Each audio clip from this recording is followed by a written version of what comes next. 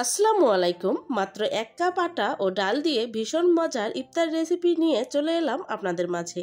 এই রেসিপিটি ইফতার ও বিকেলের চায়ের সাথে অথবা টিফিনেও নিতে পারেন। আশা করি আজকের রেসিপি আপনাদের ভালো লাগবে।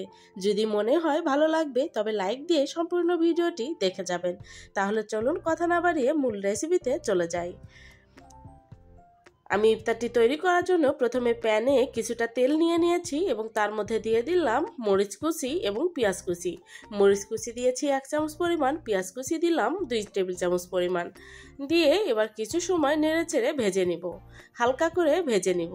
হালকা করে ভেজে নেওয়া হয়ে গেলে এর মধ্যে দিয়ে দিব সামান্য পরিমাণ হলুদ এবং লবণ। লবণটা দিয়ে দিলাম 1/2 চামচ পরিমাণ, অর্থাৎ ডালের পরিমাপ অনুযায়ী আপনারা লবণটা দিয়ে নেবেন। তারপর দিয়ে দিলাম জিরার গুঁড়া, ভাজা জিরা গুঁড়া 1/2 চামচের কম এবং আদা রসুন পেস্ট 1/2 চামচ পরিমাণ। সবগুলো উপকরণ দেয়া হয়ে গেলে কিছু সময় নেড়েচেড়ে নিব। তারপর দিয়ে দিব সিদ্ধ করে রাখা ডাল। ডালটা আমি সামান্য লবণ দিয়ে সিদ্ধ করে নিয়েছি।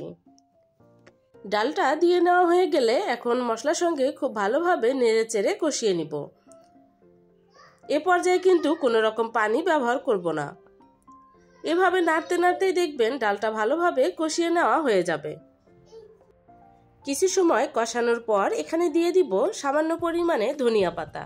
ধনিয়া পাতাটা আপনারা যারা পছন্দ করেন না তারা না দিলেও চলবে। এবার ধনিয়া পাতাটা দেওয়ার পর আবারও কিছু সময় নেড়ে চেড়ে নিব এবং এভাবে ভাজা ভাজা করে নিব। আমার ডালটা ভেজে নেওয়া হয়ে গেছে, এখন আমি উঠিয়ে নিচ্ছি। উঠিয়ে ঠান্ডা হওয়ার জন্য রেখে দিব। এখন এখানে নিয়ে নিব একটি ডিম এবং তার মধ্যে দিয়ে দিব সামান্য পরিমাণে লবণ এবং লবণটা দিয়ে ডিমটা খুব ভালোভাবে ফেটিয়ে নিব। ডিমটা ফেটানো হয়ে গেলে সাইড করে রেখে দিব।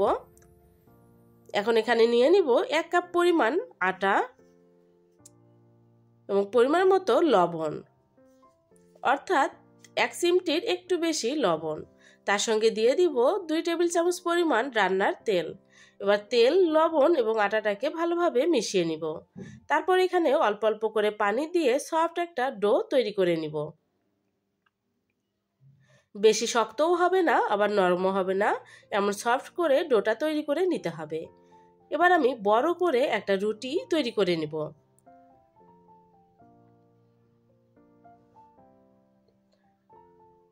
এবার এই রুটির ভিতর আমরা যে ডালটা তৈরি করে রেখেছিলাম সেই ডালটা এখানে দিয়ে দিব। সম্পূর্ণ রুটিতে এভাবে ছড়িয়ে ডালটা দিয়ে নিতে হবে। খুব বেশি করেও দেয়া যাবে না, আবার পাতলা করেও দেয়া যাবে না। এবার এক পাশ থেকে এভাবে ঘুরিয়ে ঘুরিয়ে রোল তৈরি করে নিতে হবে।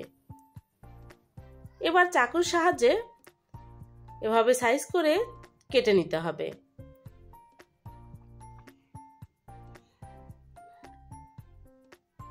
আমার সবগুলো কেটে নেওয়া হয়ে গেছে। এখন আমি একটি করে নিয়ে এভাবে হাতের তালুর সাহায্যে চেপে চেপে পাতলা করে নিচ্ছি।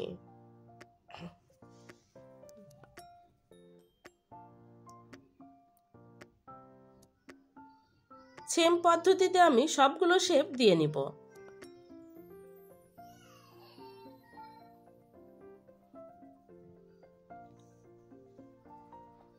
এই নাস্তাটা তৈরি করা খুব বেশি কঠিন না। আমি এভাবেই সবগুলো শেপ দিয়ে নিয়েছি। এখন এগুলো ভেজে নেওয়ার জন্য প্যানে দিয়ে দিলাম পর্যাপ্ত পরিমাণ তেল।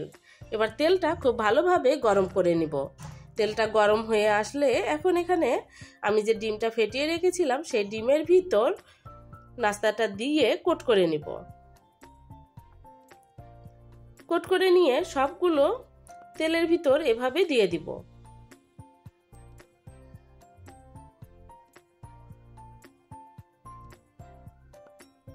লক্ষ্য রাখতে হবে তেলটা যেন মিডিয়াম হিটে থাকে, অর্থাৎ খুব বেশি গরম না হয় আবার ঠান্ডাও না থাকে। খুব বেশি গরম হলে দ্রুত পুড়ে যাবে উপরটা, ভিতরে সিদ্ধ হবে না, তখন খেতে ভালো লাগবে না। এবার কিছু সময় রাখার পর আমি নাস্তাগুলোকে এভাবে উল্টিয়ে দিব। এভাবে উল্টিয়ে পাল্টিয়ে 2-3 বার উল্টিয়ে পাল্টিয়ে দিলেই নাস্তাগুলো ভেজে নেওয়া হয়ে যাবে। খুব বেশি সময় লাগবে না। চুলার আগুনটাকে অবশ্যই মিডিয়াম টু লো এর মাঝামাঝি রেখে নাস্তাগুলোকে ভেজে নিতে হবে।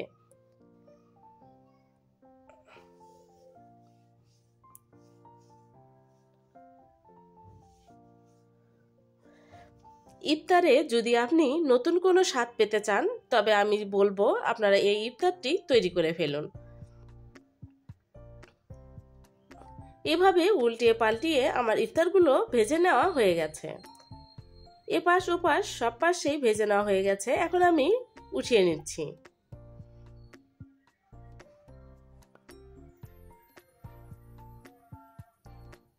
এভাবে আমি সবগুলো ইফতার ভেজে নিব।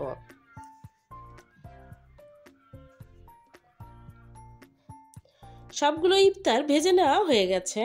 দেখুন কতটা লোভনীয় লাগছে। আসলে ইফতার রেসিপি যদি আপনি তৈরি না করেন তাহলে বুঝতে পারবেন না যে এর টেস্টটা কতটা বেশি হয়। অবশ্যই একবার ট্রাই করবেন। আশা করি আপনাদের সকলের ভালো লাগবে। এখন আমি একটি নিয়ে আপনাদেরকে ভেঙে দেখিয়ে দিচ্ছি।